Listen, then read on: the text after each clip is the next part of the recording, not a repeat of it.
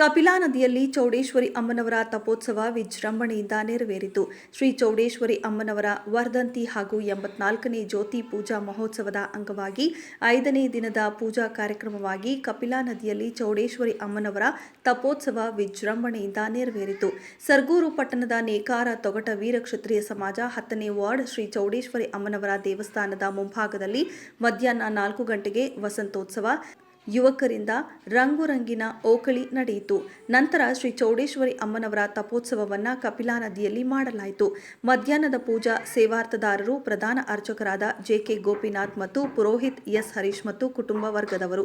ಸಂಜೆ ಪೂಜಾ ಸೇವಾರ್ಥದಾರರು ನೇಕಾರ ತೊಗಟವೀರ ಸ್ಫೂರ್ತಿ ಬಳಗದವರಿಂದ ರಾತ್ರಿ 10 ಗಂಟೆಗೆ ಶ್ರೀ ಅಮ್ಮನವರಿಗೆ ಅನ್ನ ಶಾಂತಿ ಪೂಜಾ ಕಾರ್ಯಕ್ರಮ ಸಮಾಜದ ವತಿಯಿಂದ ನಡೆಸಲಾಯಿತು. ಶಾಲಾ ಮಕ್ಕಳಿಂದ ಸಾಂಸ್ಕೃತಿಕ ಕಾರ್ಯಕ್ರಮ, ಶೇಷಗಿರಿ ದಾಸ್ ಮತ್ತು ತಂಡದವರಿಂದ ಭಕ್ತಿ ಸಂಗೀತ ಏರ್ಪಡಿಸಲಾಗಿತ್ತು. ಹೆಚ್ಚಿನ ಸಂಖ್ಯೆಯಲ್ಲಿ ಸಮಾಜದ ಕುಲಬಾಂಧವರು, ಊರಿನ ಸದ್ಭಕ್ತರು ಭಾಗವಹಿಸಿದ್ದರು.